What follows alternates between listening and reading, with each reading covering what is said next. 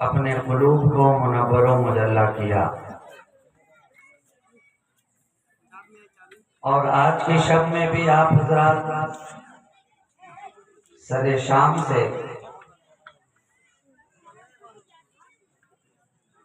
अपनी तमाम तर मसरूफियात के बावजूद गर्म बिस्तर पे नर्म नींद को तर्क करके इस महफिल पाक में हाजिर हैं।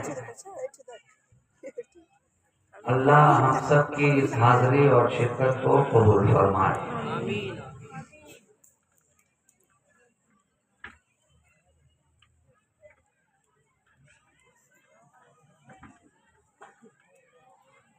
मैं बहुत कोई लंबी तकरीर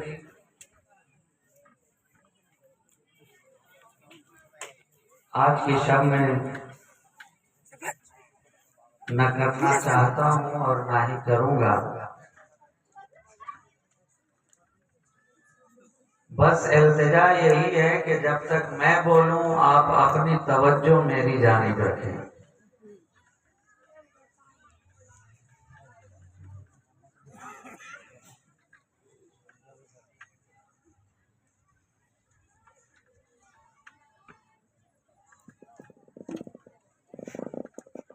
मुझसे कबल तकरीर हो चुकी है और मेरे बाद भी आपको मजीद तकरीरें समाप्त करनी है और शुहराए किराम से उनकी मुतरन्निम आवाज में ना तो मनाक़िब के अशार भी सुनने हैं। ये सब के सब आने वाले अपनी सादत मंदियों में इजाफा कर रहे हैं और इस महफिल बाबरकत की बरकतों को अपने दामन में समेटने की कोशिश कर रहे हैं।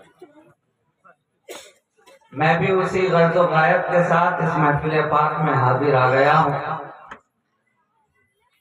इस यकीन के साथ कि जब उठेगी नजर मेरे सरकार की,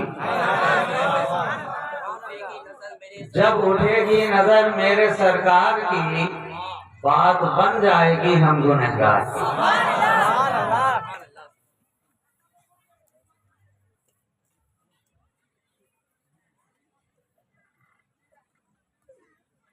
और मेरे साथ हर एक सुन्नी मुसलमान का अकीदा यही है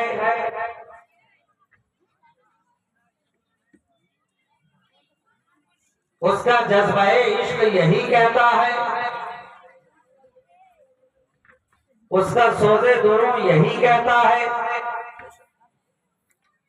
उसकी कैफियत दिली यही कहती है, उसका एहसासाते क़ल्ब यही कहता है, उसकी आंखों का सैले रवा यही कहता है, उसके इश्क की लज़्ज़तें यही कहती हैं,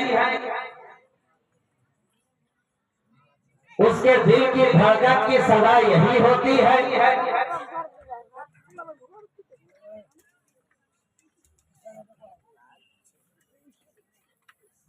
सामेईन हो के वाइज़ीन, खुतबा हो के शुआरा,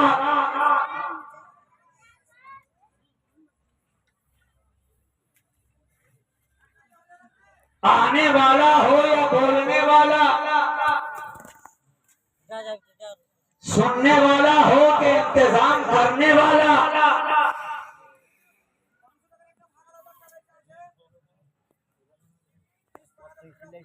इस जमाअते अहले सुन्नत का खादिम हो के मखदूम,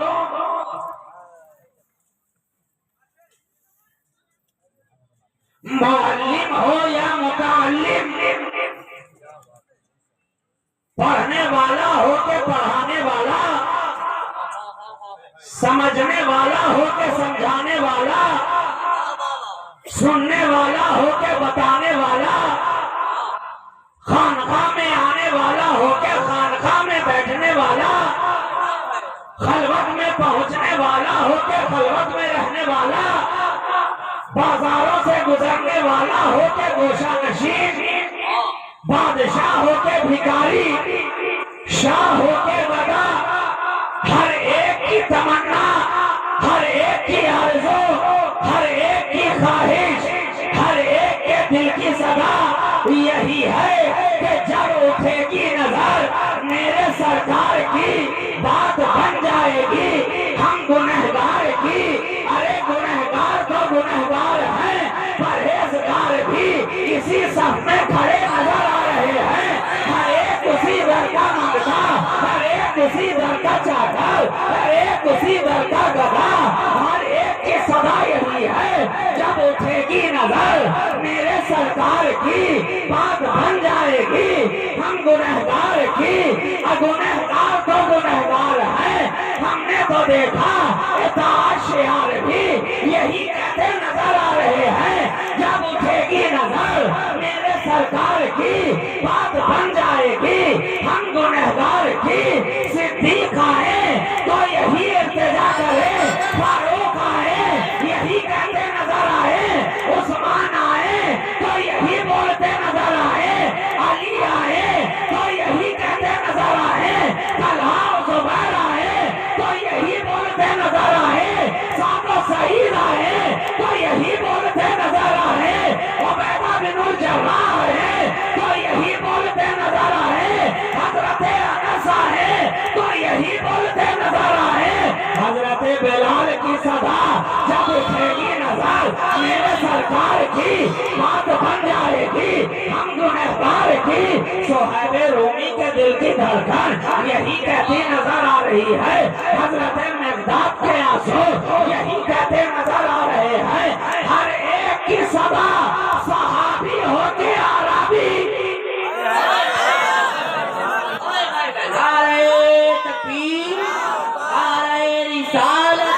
पत्ती पत्ती फूल फूल, पत्ती पत्ती फूल फूल। अलहाज अशाह सैयद मसरूर राजी साहब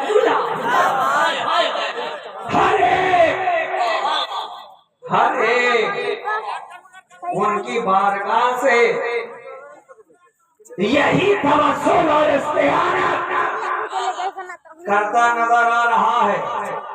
दिल के बागीचे के अंदर फूल ही फूल खिलते जा रहे हैं और उस फूल के अंदर रंगत भी है, शोखी भी है, बागबान भी है, हुस्न भी है, खुशबू भी है।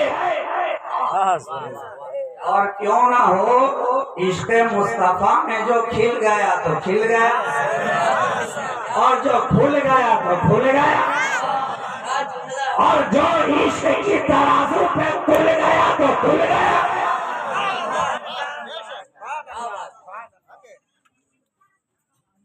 हर एक दिल के अंदर जिसने भी अपने दिल में इश्क़ मुस्तफा का गुलाब खिलाया हुआ है, हर कोई यही चाहता है कि उनकी नजर उड़ जाए, हर कोई यही चाहता है उनकी नजर पड़ जाए, हर एक यही चाहता है कि वो निगाह हम पे वाह हो जाए।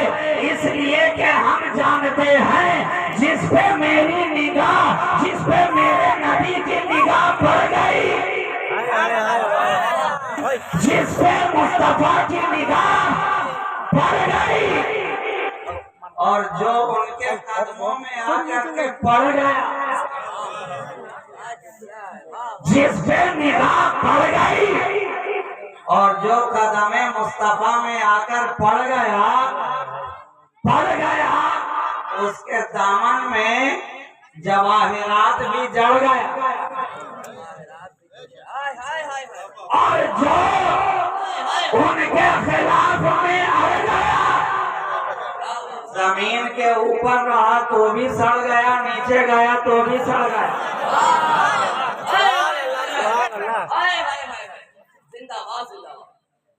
तो हम तो वो हैं जो अपने दिल में इश्क़ मुस्तफ़ा का गुलाब खिलाए हुए हैं। हम तो वो हैं जो नबी की मोहब्बत की खुशबू में नहाए हुए हैं। हम तो वो हैं कि हम जैसा कहने वाला कह रहा है, बसे हैं इतने सुहाग में हम, गले से किसको लगा लिया है।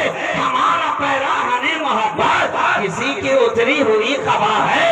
हम तक जो ये खुशबू पहुंची है, किसी और से नहीं पहुंची है। ये उसी चमनिस्ताने करम की खुशबू है। खुशबू है मुस्तफा की और पहचाने वाला आले मुस्तफा है। खुशबू है रसूल की, पहुंचाने वाले हैं आले रसूल। पहुंचाने वाले हैं आले रसूल, औलादे रसूल, इतरते रसूल, अहले बैते रसूल। क्या तुमने देखा नहीं है?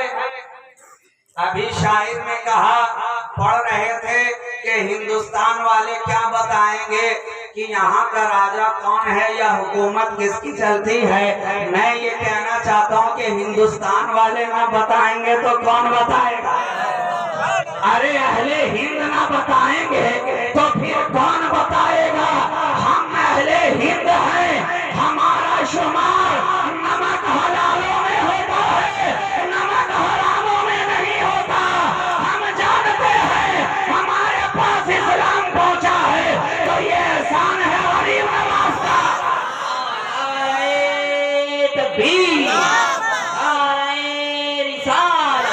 ख्वाजा का हिंदुस्तान, पैदाने सरकारे ख्वाजा गरीब नवाज। जो इसको मानता है वो अपने नमक हलाल होने का सबूत पेश करता है, और जो इसका इनकार करता है वो खुद ही से बता रहा है कि हम नमक हराम हैं। अरे मैं कहना चाहता हूँ ये सरजमीन हिंद है। कल भी हमारा रूहानी मरकज सरकारे गरीब नवाज थे, आज भी हमारे इश्क का मरकज सरकारे गरीब नवाज है। ये कोई इल्मी मराकिज नहीं है कि दौर के एतबार से बदलता जाए, जमाने के एतबार से बदलता जाए। इल्म के मराकिज हर दौर में बदले हैं। इल्म का मरकज कभी बुखारा नजर आया, इल्म का मरकज कभी समरकंद नजर आया, इल्म का मरकज कभी बगदाद नजर आया, इल्म का मरकज कभी इराक नजर आया। हिंदुस्तान के अंदर इल्म का मरकज कभी दिल्ली नजर आया, इल्म का मरकज कभी जौनपुर नजर आया, इल्म का मरकज कभी बदायूं नजर आया। इल्म का मरकज कभी भागलपुर नजर आया।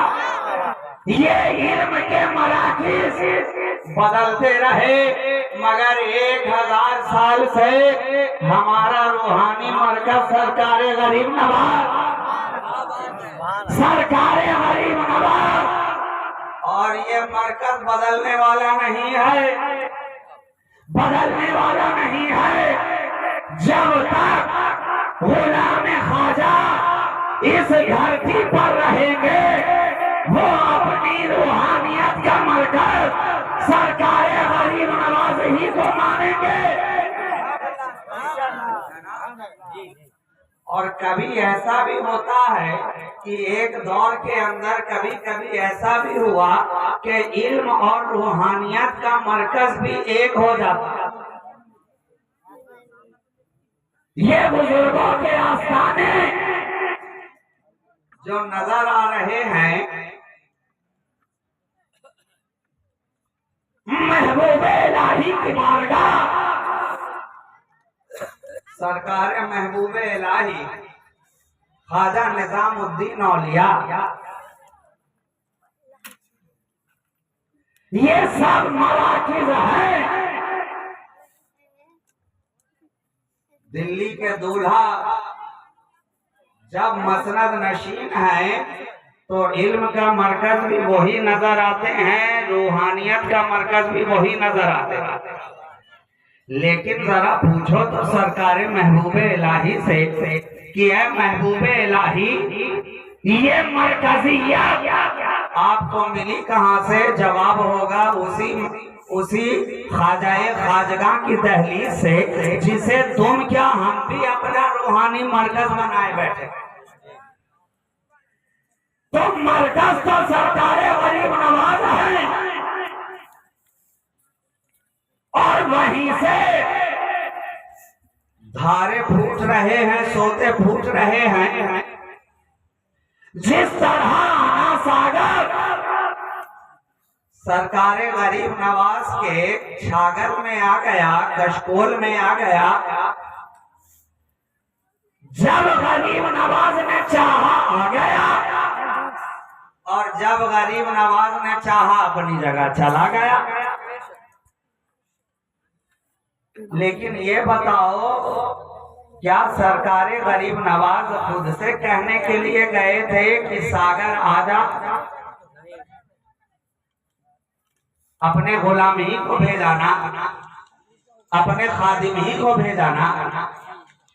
बात जहन में आ गई कि जिस पर हर जगह इन्हें जाने की जरूरत नहीं है, जिसे ये चुन लेते हैं और जिस पे अपनी निगाह डाल देते हैं, उसे भी आगे बढ़ाते हैं, तो वो भी नाकाम होकर नहीं लौटता, महरूम होकर नहीं लौटता, खाली दामन होकर नहीं लौटता। इसीलिए तो कहा, जिस पे निगाह पड़ गई, रसूल की निगाह जिस पे पड़ जाए, वो भी दो जहां में कामयाब नजर आ रहा है। और उसी निगाह का फैजान लेकर आले रसूल की निगाह जिस पे पड़ जाए, वो भी कामयाब नजर आ रहा है। नारे तकबीर, नारे रिसालत, शहबाज़े खिताबत, सुन्नी कॉन्फ्रेंस। तभी तो कहने वाले ने कहा, वही आबले है वही जलन, कोई सोचे दिल में कमी नहीं। जो लगा के आग गए थे तुम, वो लगी हुई है बुझी नहीं। अरे ये बारगाहे मुस्तफा का फैज है, जब रिसालत कयामत तक सिलसिला जारी होना है, नबूवत कयामत तक सिलसिला चलना है। तो अब ये दरवाजा बंद जो हुआ है, नबी ने कहा घबराना नहीं, ऐ अली तेरे दर से मैं विलायत का दरवाजा खोल दे रहा हूँ। अब ये सिलसिला काम नबी काला होगा, हर दौर का वली आगे करता रहेगा। काम होगा नबी वाला, मगर करेगा वली। तो ये सिलसिला तो चल रहा है, चल रहा है, ये रुका नहीं है, टूटा नहीं है, माखूफ नहीं हुआ है, ठहरा नहीं है। यही सिलसिला आगे बढ़ा तो जीलान में सरकार गौसे आजम की सूरत में ये सिलसिला आगे बढ़ता नजर आया। ये सिलसिला बढ़ा तो अजमेर में ख्वाजाए खाजगा की सूरत में आगे बढ़ता नजर आया। ये सिलसिला बढ़ा तो दिल्ली में हजरत महबूबे इलाही की सूरत में बढ़ता नजर आया। ये सिलसिला बढ़ा तो पंडवा में हजरत शेख मखदूम अलाउल हक पंडवी गंजे नवाब की सूरत में आगे बढ़ता नजर आया। ये सिलसिला आगे बढ़ा तो के चौचा की धरती पर हजरत मखदूम अशरफ जहांगीर समनानी की सूरत में आगे बढ़ता नजर आया। जिसका इंतजार वो मखदूम अशरफ के सारे मुरीद अपने पीर का इंतजार करें, और मखदूम अशरफ वो है कि उनका पीर ही अपने मुरीद का इंतजार कर रहा है, इंतजार कर रहा है। चले हैं सिमनान से, इंतजार पंडवा में हो रहा है। क्या अजीब इंतजार है, कितना तवील इंतजार है, और कितने दूर का इंतजार है, और साथ में कितनी देर का इंतजार है।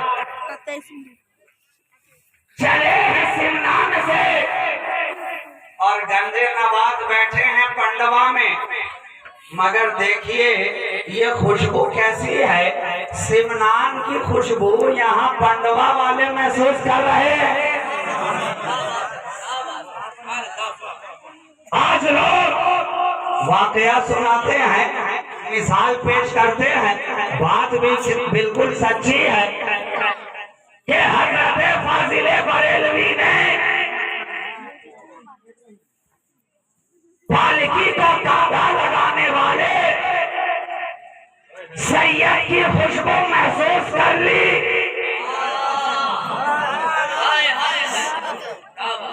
अब देखिए बात खुशबुओं की चली है और नबी के घराने की खुशबू कैसी होती है, कैसी होती है, मैं वो समझाना चाहता हूँ। बड़ा मशहूर वाकया, हर आने वाला मुकर्रिर अपने गुफ्तगू के अंदर इस वाकये को बयान करता है।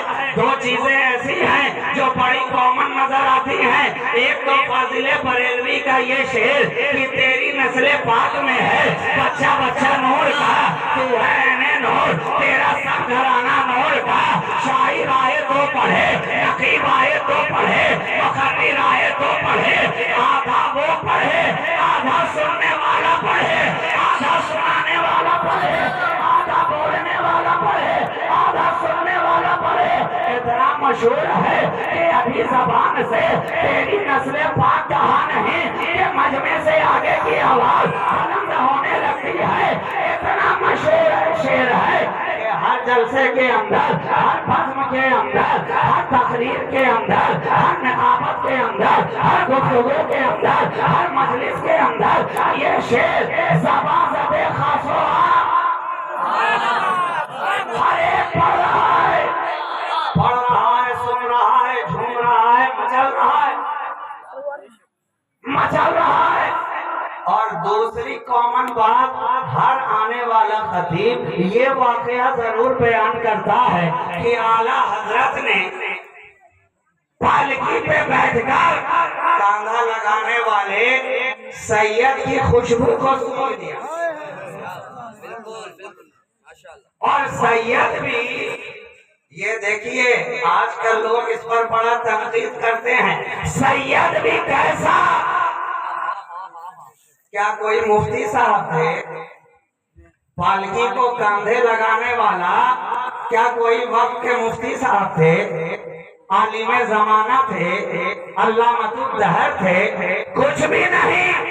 ना आलिम, ना फाजिल, ना कामिल, ना हाफिज, ना कारी, इल्म से कोसों दूर है। गरीब तबके का एक मजदूर सैयद। लेकिन मैं कहता हूँ अरे सैयद तो हर हाल में सैयद है, सैयद तो हर हाल में सैयद है। अमीर रहे तो सैयद सैयद है, गरीब रहे तो सैयद सैयद है, आका रहे तो सैयद सैयद है, मजदूर रहे तो सैयद सैयद है।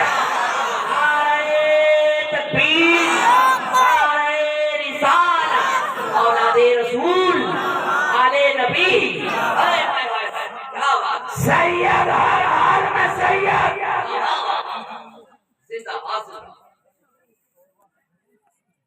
इसलिए कि उसे सैयद मदरसे की सनद में नहीं बनाया, बल्कि नबी की निस्बत में बनाया। ये जो अभी बच्चों को सनद अदा की जाएगी, सर पर दस्तारे हिफ्ज रखा जाएगा, हाथों में सनद दी जाएगी, ये सनद है, सर्टिफिकेट है कि इन्होंने इस मदरसे में आकर पढ़ाई की तालीम हासिल की और कुरान का हिफ्ज मुकम्मल किया। सनद की जरूरत ही नहीं है। लेकिन सैयद बनाने के लिए न किसी मदरसे में जाने की जरूरत, न किसी मकतब में आने की जरूरत, न किसी दारुल इफ्ता में बैठने की जरूरत, न दर्सो तदरीस से गुजरने की जरूरत। अरे सैयद का ताल्लुक है नबी के खूने पाक से, आले अजहार से, निस्बत से तो ये बड़ा ही कॉमन है। फाजिले बरेलवी का ये शेर और ये वाकया हर कोई पढ़ता है और झूमता है और उनकी अजमतों को सलाम करता है, मगर मैं आपकी तवज्जो दिलाना चाहता हूँ कि आपने ये तो समझ लिया कि सैयद बहरहाल सैयद है। आप जरा देखिए कि सैयद की खुशबू क्या है, नबी के घराने की खुशबू क्या है। पूरे रसूल कहते हैं किसे, ये चमनिस्ताने करम के जो गुलाब हैं, चमनिस्ताने जहरा के जो फूल हैं, ये किसी हाल में मुरझाते नहीं हैं। हवा तेज चले ये मुरझाते नहीं हैं, धूप की शिद्दत हो ये मुरझाते नहीं हैं, पानी ना भी दिया जाए ये मुरझाते नहीं हैं। अगर इनकी तीमारदारी ना की जाए, आबियारी ना की जाए, ये मुरझाते नहीं हैं। इसलिए कि चमनिस्ताने ज़हरा का गुलाब पानी से नहीं सींचा गया है, रसूल के खून से सींचा गया है। रसूल के खून से सींचा गया है। करबला में रेत ही रेत थी, गर्मी ही गर्मी थी, पानी भी बंद था, खाना भी बंद था, फुरात पे भी पहरा था, लेकिन गुलाब खानदाने मुस्तफा के खिले की नहीं, खिले की नहीं। और इस तरह से खिले, इस तरह से खिले कि आज तक सारी कायनात के अंदर एक सरकारे इमाम ज़ैनुल आबिदीन की खुशबू से ये सारी दुनिया के अंदर सादाते किराम का खानदान महक रहा है, चमक रहा है। एक शाखे नीम जम से भर गई ये कायनात, क्या खूब मार का है ये तन्हा गुलाब का। तो देखो ये है बुए रसूल, पालकी में सवार वक्त का इमाम, ताजदारे इल्म फन, सारा जमाना जिसकी बारगाह में इल्म की प्यास बुझाने के लिए आ रहा है, वक्त का मुजद्दिद है, सारा जमाना दर पे टूटा पड़ा है, दरसो तदरीस की महफिल सजी हुई है, हर कोई वहाँ आ रहा है, आलिम वहाँ प्यास बुझाए, फाजिल वहाँ प्यास बुझाए, मंतकी वहाँ प्यास बुझाए, फलासफा वहाँ प्यास बुझाए, अहले तसव्वुफ वहाँ प्यास बुझाए। चला पड़े तमतरात के साथ पालकी में सवार होकर एक गरीब सैयद ने कांधा लगाया, लेकिन कुर्बान जाओ फाजिले बरेलवी के मशामे जाफर के खुशबुए रसूल जो ही उनके मशाम को पहुंची है, वक्त के ताजदार ने पालकी को रुकवाया, खुद पालकी से नीचे उतरा, एक एक से पूछना शुरू किया, बताओ तुम में कोई सैयद है क्या, तुम में कोई सैयद है क्या। इसलिए कि मुझे रसूल की खुशबू आ रही है, तुम्हें रसूल आ रही है। जब बहुत पूछा, जब बहुत पूछा तो ना चाहते हुए भी बताना पड़ा, बताना पड़ा, बताना पड़ा कि मजदूर से उसकी मजदूरी के ताल्लुक से सवाल किया जाता है, हसब और नसब के ताल्लुक से सवाल नहीं किया जाता। कुर्बान जाओ जो ही मालूम हुआ कि ये हाथ जो पालकी उठाए हुआ था, कांधा लगाए हुआ था, इसे निस्बते रसूल हासिल है, इसे सादाते किराम का होने का शरफ हासिल है। सैयद है सैयद, सैयद है सैयद। अब जमाना देखता रह गया, वक्त का ताजदार जो अपने सरों पर इल्म फन का ताज सजाए हुआ था, अब सर से वो ताज उतार रहा है। जमाना देख रहा है, चाहने वाले देख रहे हैं, मांगने वाले देख रहे हैं, लेकिन फाजिले बरेलवी ने बता दिया, अरे जमाना देखता रहे, टोकता रहे, रोकता रहे, हम गुलाम सादाते किराम है, हम अहले बैत के गुलाम है, बाजार में रहते हैं तो भी ताज़ीम करते हैं, घर में रहते हैं तो भी ताज़ीम करते हैं। तकबीर, रिसालत, फैज़ाने सरकारे आला हज़रत आला हजरत का बहुत बड़ा एहसान है। इश्क मोहब्बत, इश्क मोहब्बत। अब नहीं बोलेंगे कब बोलेंगे? इश्क मोहब्बत, इश्क मोहब्बत। और जोर से इश्क मोहब्बत, इश्क मोहब्बत। ये कोई इमाम इश्क मोहब्बत ही कर सकता। यूं ही इमाम इश्क मोहब्बत नहीं कहा गया, वो मोहब्बत पेश की है तब जाकर इमाम इश्क मोहब्बत हुआ। वो इश्क करके भी दिखाया है तब जाकर इमाम इश्क मोहब्बत हुए हैं। तो खुशबुए रसूल कांधा लगाने वाले से दूरी कितनी थी? दूरी कितनी थी? एक हाथ, दो हाथ, यही दूरी रही होगी ना। खुशबू सूंघ ली, लेकिन एक खुशबू सूंघने वाला और भी है। आओ मैं तुम्हें दिखाता हूँ। देखो ये बुए रसूल क्या है। मखदूम मशरफ चले हैं सिमनान से, अलाउल हक पंडवी बैठे हैं पंडवा में। कहाँ सिमनान, कहाँ हिंदुस्तान, कहाँ सिमनान, कहाँ पंडवा, लेकिन ये रसूल की खुशबू है जो वहां से चली है तो यहाँ तक पहुंचती नजर आ रही है।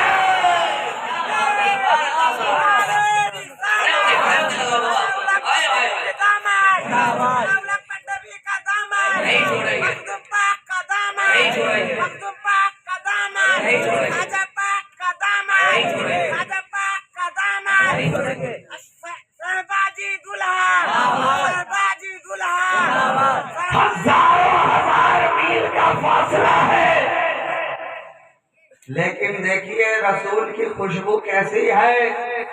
यहाँ बैठकर फरमाते हैं बुए यार मी आयत,